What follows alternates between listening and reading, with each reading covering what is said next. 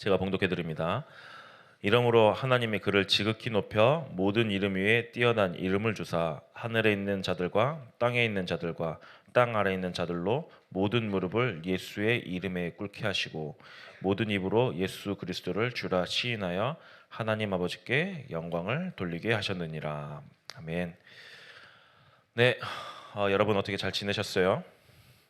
잘 못 지내시죠? 왜 못 지내냐? 이제 2주, 1주, 2주 뒤면 중간고사죠. 우리 중학교 2학년, 1학년 친구들은 몰라요. 그게 뭐 어쨌다고요. 저희 시험 안 보는데요. 라는데 우리 중학교 2학년 친구들부터 이제 시험을 봅니다. 이제 시험을 보다 보니까 아이들이 이제 되게 느껴요. 저는 우리 중등부가 아니죠. 우리 중학생 아이들이 공부하는 걸 보고 한 번씩 놀래요. 어떻게 놀래냐면요. 무슨 수능 공부하듯이 공부하고요. 시험 성적이 떨어지면 음, 거의 이제 내 인생은 망했다. 인생 안 망하거든요. 솔직한 말로 중등부의 공부는 정말 영 고등학교에 가서 그냥 내가 이거를 잘 활용해서 대학을 가기 위해서 그냥 밑바탕으로 써먹는 그런 것이지 인생을 좌우하는 그것도 아니에요. 그리고 더 웃긴 거는 아마 우리 대학 다녀본 우리 선생님들 아실 거예요. 뭐 미분적분 안 해요. 그리고 뭐 자기네들이 뭔가 특별한 지금까지 중학교, 고등학교 때 했던 그 모든 공부 안 합니다. 당연히 이제 좀 대학이 우리 인생 가는데 좀 어느 정도의 좀 도움은 될 수는 있어요. 하지만 그게 정답은 아니거든요. 그런데 지금 우리 중등부 아이들이 이제 좀 뭐라고 해야 될까요? 이제 시험 기간이 오니까 또 거기에 대한 압박감이 되게 지금 많이 오고 있어요. 그러니까 여러분들 시험 볼 때 시험은 이제 제가 맨날 말장난 하잖아요. 그냥 시험 보시라고 그냥 좀 편안하게 그냥 보시고 아, 내 수준이 지금 딱 이 정도구나. 내가 어디가 부족하구나. 내가 좀 더 노력해야지. 좀 이렇게 생각하시면서 어, 좀 편안하게 좀 준비하셨으면 좋겠고요. 그리고 제가 이번에 좀 4월 달이 되면은 여러분들이 이제 꽃놀이라고 여러분들 표현하기도 뭐하고요. 여러분들이 꽃놀이를 갑니다. 꽃놀이를 가는 이유가 뭘까요? 여러분들 그 밖에 이제 꽃놀이를 가는데 딱 근데 갈라져요. 어떠냐면요. 그래도 여자 랩런트들은 약간 좀 여자 친구들은 감수성이 있어요. 그래서 꽃을 보면서 그래 내가 그래도 이거를 그래도 시대의 흐름에 뒤떨어지지 않게끔 꼭 벚꽃 사진을 찍어서 아니면 그 앞에서 찍어서 이상한 똥폼을 잡고 꼭 사진을 찍어서 SNS에 올려요. 근데 남자 랩런트들은요, 남자 친구들은요, 저는 그 어떤 SNS를 뒤져봐도요, 이 친구들이 꽃 앞에서 찍어가지고 사진을 올린 걸 단 한 번도 본 적이 없어요. 그래서 어제 어떤 일이 있었냐면 어제 야유회를 가는데 신앙원에서 야유회를 가는데요. 우리 그 여자 친구들은 그래도 그래도 뭐 꽃놀이니까 하는데 남자 친구들은 인상이 막 울그락불그락해요. 왜냐? 차라리 자기네들은 여기서 강의를 듣고 싶대요. 이유가 뭐냐? 아, 자기가 은혜 받을 거라고 생각하는데 여기서 강의 듣는 게 좋대요. 그래? 그러면은 너희 이제부터 강의 들을 때 핸드폰 압수? 하니까 아니 그건 아니에요. 왜냐면 밖에서 꽃놀이 하는 것보다 핸드폰 하는 게 더 재밌어요. 그렇죠. 밖에서 나가서 꽃을 보고 뭔가를 하는 건 인생의 허비다. 나는 PC방에 가서 게임을 하는 게 내 인생의 낙이다. 지금 이런 게 남자 친구들이에요. 저도 그랬거든요. 근데 참 신기하죠. 제가 나이가 이제 아직 34살밖에 안 됐는데 요즘에 꽃을 보면 꽃이 예뻐요. 이 말은 무엇이냐? 늙어간다라는 거죠. 나이가 들어간다라는 건데 처음에는 이해가 안 됐어요. 꽃을 보면 꽃이 왜 예쁘지? 도대체 저걸 그 뭐지? 제가 이제 저희 와이프한테 한 번씩 기념일 때마다 제가 꽃을 선물을 해주거든요. 꽃을 선물을 해주면 그렇게 좋아해요. 예전에는 그게 정말 이해가 안 됐어요. 돈도 안 되는 이 쓰레기를 왜 내가 줘야 될까? 왜 이거를 여자들은 기뻐하지라고 했는데 요즘 보니까 알 것 같아요. 그냥 보니까 좋아요. 아직 20대 남자들도 몰라요. 이거는 나이가 들어봐야 아는 건데요. 참 그게 어떻게 보면은 어, 사람이 인생을 살아가면서 조금씩 변해가는 그런 부분들도 있는데요. 또 다른 한편으로 근데 제가 SNS에 그래서 여러 가지 막 벚꽃 사진을 보는데 참 재밌는 글을 봤어요. 이제 4월 달이 되면은 3월 말부터 해서 4월 달이 되면 이제 이제 축제를 하잖아요. 근데 축제를 하는데 한 포스터를 봤어요. 그 포스터에 뭐라고 적혀 있냐? 죽을 죄를 졌습니다. 하늘을 이길 수가 없습니다. 벚꽃 축제를 하는데 폭설이 내려가지고 꽃이 안 펴버린 거예요. 그러니까 저쪽 강원도 같은 경우에는 꽃놀이를 3월 30일, 31일 하기로 했었는데 축제를 그 주에 눈이 와버린 거예요. 그리고 영하권으로 떨어진 거죠. 그러니까 꽃이 하나도 안 폈어요. 꽃이 없는 축제를 해서 죽을 죄를 졌습니다. 저희가 하늘을 이길 수가 없습니다. 참 그 글을 보는데 참 그런 생각이 들더라고요. 맞아. 우리 인간이 아무리 날고 기어도 아무리 훌륭해도 자연 앞에서는 이 만물 앞에서는 한낱 작은 사람에 불과하구나. 이 자연을 이길 수 없구나. 그런데 또 한편으로는 반대 생각이 또 들더라고요. 하지만 이 온 우주 만물을 창조하시고 다스리시고 계시는, 지금도 인도하고 계시는 그분이 하나님이신데 그 창조주 하나님이 나의 하나님이시구나. 참 이 사실이 많이 좀 묵상이 되어지더라고요. 그렇기 때문에 여러분들이 이 하나님이 나의 하나님, 그리고 이 하나님을 나의 하나님으로 누릴 수 있는 그 축복이 예수 이름 안에 다 있거든요. 그 예수의 이름 안에 어떤 능력이 있는지, 왜 우리가 예수 이름 붙잡고 갈 때 저 창조주 하나님이 온 우주 만물을 정복하고 다스리고 통치하시고 계시는 그 하나님이 나에게 어떻게 역사하시는지 그것들을 좀 말씀으로 나눴으면 좋겠습니다. 오늘 제목은 예수 이름의 능력입니다. 우리가 신앙생활을 하면서 예수 이름의 능력을 가장 많이 사용할 때가 언제냐면요. 언제일 것 같으세요? 여러분들이 생각하기에 내가 그래 예수님을 믿었어. 내가 예수에 대한 이 이름의 능력, 이 권세를 가장 많이 사용할 때가 언제인 줄 아세요? 답이 나왔네요. 예, 역시 선생님들 대단하십니다. 네, 기도할 때요. 왜 기도할 때입니까? 마지막에 여러분들 기도할 때 어떻게 끝내요? 예수님의 이름으로, 아니면 예수 그리스도 이름으로 기도합니다. 아멘 하고 이렇게 끝내거든요. 그 이유가 뭘까요? 우리가 이 기도를 하나님에게 드립니다. 하나님이 우리의 기도에 응답하시는데요. 근데 마지막에 기도할 때는 예수 그리스도 이름, 아니면 예수님의 이름으로 기도합니다. 그 이름에 무엇인가가 있기 때문에 우리가 그렇게 기도하는 것이겠죠. 뭐가 있을까요?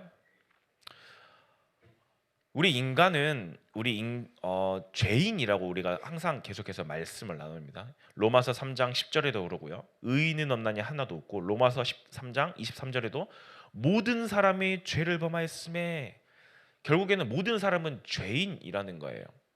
이 죄인은 의로우신 하나님 앞에 나아갈 수 없어요. 성경에 보면 하나님을 직접적으로 대면한 사람들은 그렇게 많지 않아요. 근데 하나님이 은혜와 자비를 통해서 그들을 살려주셨는데요. 하나님을 죄인인 인간이 의로우신, 죄가 없으신 이 하나님을 만나면 그 자리에서 죽어요. 죽기 때문에 우리는 이 하나님 앞에 사실상 기도할 수도 없고요. 하나님을 만날 수도 없어요. 그런데 누구냐? 중보자 대신 예수 그리스도께서요. 예수님께서 요한복음 14장 6절 말씀에 보면 나와 있죠. 내가 곧 길이요 진리요 생명이니 나로 말미암 참고는 아버지께로 올 자가 없느니라. 중보자 대신 예수님께서 하나님을 만날 수 있는 길을 여셨어요. 어떻게 여셨어요? 우리 너무나도 거의 한 신앙생활하면서 우리가 일평생 듣는 말씀이에요. 그리스도께서 이 땅에 오신 이유가 무엇입니까? 우리가 영원히 죽을 수밖에 없는 죄, 저주, 지옥, 사단의 문제를 해결하시면서 하나님을 만나게 하셨어요. 하나님과의 관계가 떨어져 있는 우리를 만나게 하신 거죠.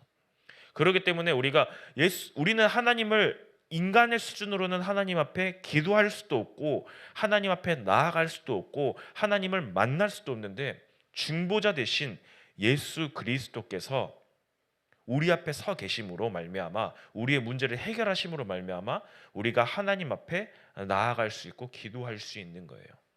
그렇기 때문에 예수의 이름은요, 우리가 마지막에 예수 그리스도 이름으로 기도합니다 라고 끝내고 기도하는 이유가 무엇이냐? 하나님 앞에 우리의 기도가 갈 수 있는 거예요. 누구를 통해서요? 예수님을 통해서요. 우리가 그 이름을 붙잡고 기도할 때만 하나님이 우리의 기도를 들으신다라는 거예요. 그렇기 때문에 여러분들 아무나 예수 이름 붙잡고 기도할 수 있는 거 아닙니다. 불교에 있는 사람들이나 뭐 천주교에 있는 사람들이, 이런 사람들이 마지막 기도할 때 예수님의 이름으로 기도합니다라고 안 해요. 여러분들 혹시 천주교 가서 보면은 진짜 묘하게 달라요. 막 뭐 우리의 성모 마리아 대신 어쩌고 저쩌고 막 그렇게 기도하거든요. 예수의 이름이 없어요. 근데 요한복음 14장 6절에 보면 하나님을 만날 수 있는 유일한 길이 예수님밖에 없다라고 이야기하기 때문에 기도할 때도 우리는 그 이름 붙잡고 기도해야 되거든요. 근데 세상 사람들은 그렇게 기도 못해요. 그렇기 때문에 하나님의 자녀만이, 구원받은 하나님의 성도만이 하나님 앞에 기도할 수 있는 거예요. 왜요? 중보자 대신 예수 그리스도를 우리는 알고 있기 때문이에요. 이분을 통해서만 우리가 하나님을 만날 수 있기 때문이에요. 하나님의 유일한 방법이에요. 그래서 사도행전 4장 12절에 보면 이렇게 나오잖아요. 천하 사람 중에 구원을 얻을 만한 다른 이름을 우리에게 주신 적이 없대요. 우리가 하나님 앞에 나아갈 수 있는 다른 이름, 구원받을 수 있는 다른 이름, 기도할 수 있는 다른 이름 주신 적이 없대요. 그리고 요한복음 14장 이제 10절 11절 말씀에 보면 내 이름으로 무엇이든지 구하면 아버지 하나님께서 하나님께서 영광을 받으실 거야라고 이야기해요. 다 지금 이름이라고 이야기를 하고 있어요. 예수 이름 안에 하나님을 만날 수 있는 비밀, 하나님께 기도할 수 있는 비밀이 다 들어가 있다는 거예요. 뿐만 아니죠. 이 예수 이름 안에 얼마나 또 큰 능력이 있는지 아세요? 오늘 말씀에 보면 하늘에 있는 자들, 땅에 있는 자들, 땅 아래에 있는 자들이 모두 예수 이름 앞에 무릎을 꿇을 거래요. 이거를 이제 에베소서에 보면은 예수의 이름을 만물을 복종케 하실 이름이라고 이야기를 하거든요. 예수 이름이, 하나님께서 예수님의 이름을 가장 높이 들어서요, 하늘에 있는 자가 누구예요? 천사예요. 땅에 있는 자, 모든 인간을 말해요. 땅 아래에 있는 자 누구예요? 사단을 말하는 거예요. 천사건 인간건 사단이건 그 어떤 존재건 상관없이 그리스도 이름 앞에 무릎을 꿇을 거래요. 왜 무릎을 꿇을까요? 왜 도대체 이 그리스도 이름 앞에 무릎을 꿇을까요? 마태복음 28장 18절에 보면 이렇게 나옵니다. 하늘과 땅의 모든 권세를 내게 주셨으니, 하나님께서요 예수님에게 하늘과 땅의 모든 권세를 주셨고요, 오늘 본문에도 하나님께서 예수님의 이름을 가장 높이 들어 올리셨대요. 어느 정도로 들어 높이 올리셨냐? 만물을 복종케 할 이름으로 높이 들어 올리셨대요. 그 이름이 예수의 이름이라는 거죠.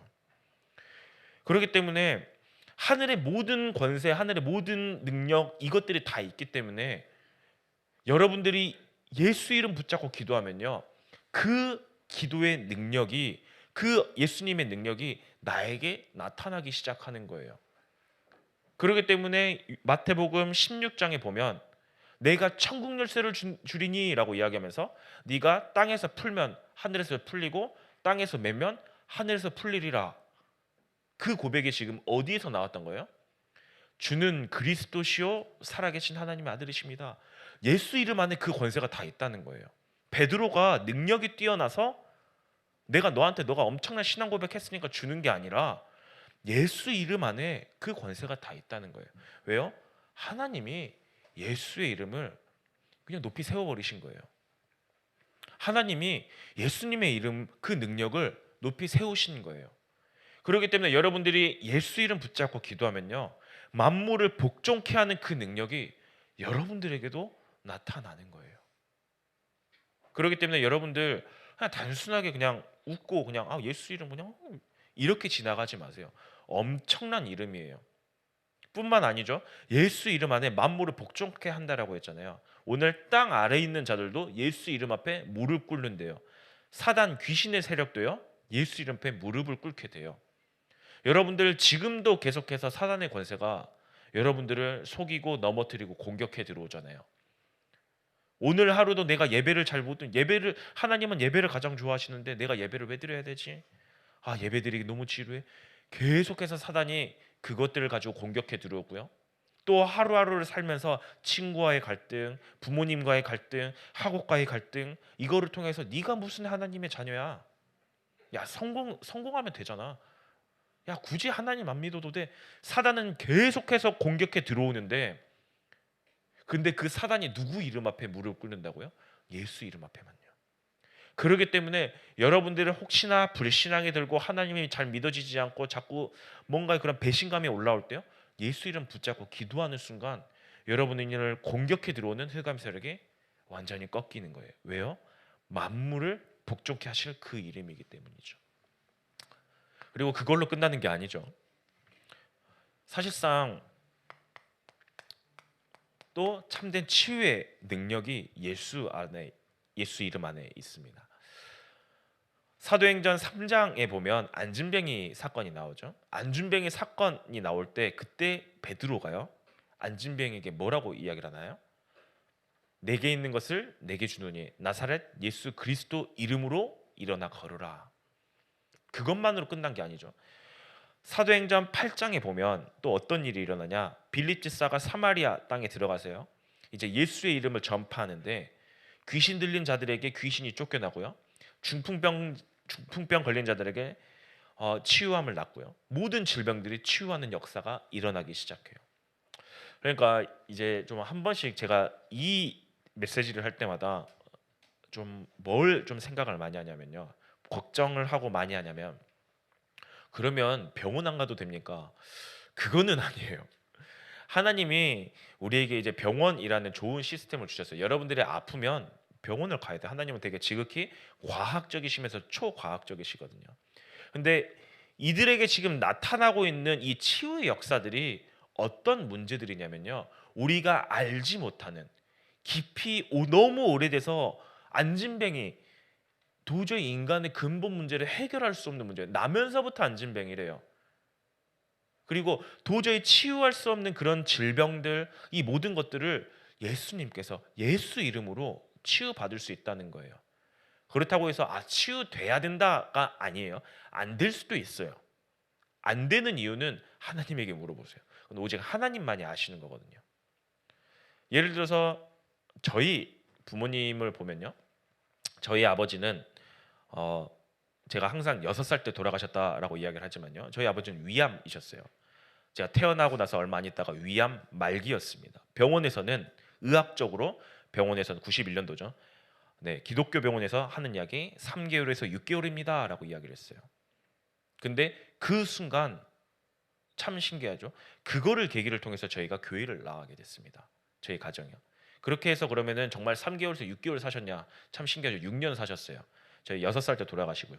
그리고 나서 6살 때 끝나고 이제 아버지가 돌아가시고 나서 7살 딱 되는데요, 저희 어머니가 이제 또 암에 걸리셨어요. 왜냐, 6년 동안 이제 보필하시면서 너무 고생을 많이 하셔가지고. 그래서 암에 걸리셨는데요, 그러면 돌아가셨냐? 지금까지 건강히 잘 계세요. 근데 지금도 그 암이 끝났냐? 암은 없는데 지금도 계속 갑상선 암이어가지고 갑상선 이제 약을 계속해서 드시거든요. 근데 아프실 때마다 이 병이 치유돼야 되는데 치유가 안 돼요. 예수 이름 붙잡고 기도하는데 치유가 안 돼요. 그런데 어머니는, 참 저는 그런 모습 볼 때마다 참 놀랍더라고요. 아픈 것도 괜찮아. 내가 이것 때문에 하나님 앞에 내 더욱더 나아가고 하나님 앞에 기도하고 있지 않냐. 참 어떻게 보면 이 진짜의 치유의 목적은 무엇이냐? 질병의 치유의 목적이 아니라 아마 영적 치유의 목적이 두고 있는 거예요. 근본의 치유의 목적이 있는 거예요. 혹시 여러분들이 알지 못하는 깊은 혹시 그런 문제들이 여러분들 가운데 있습니까? 혹시 영적 문제, 그리고 뿐만 아니라 이런 근본의 문제, 가정력에 있는 이런 문제, 질병의 문제 있습니까?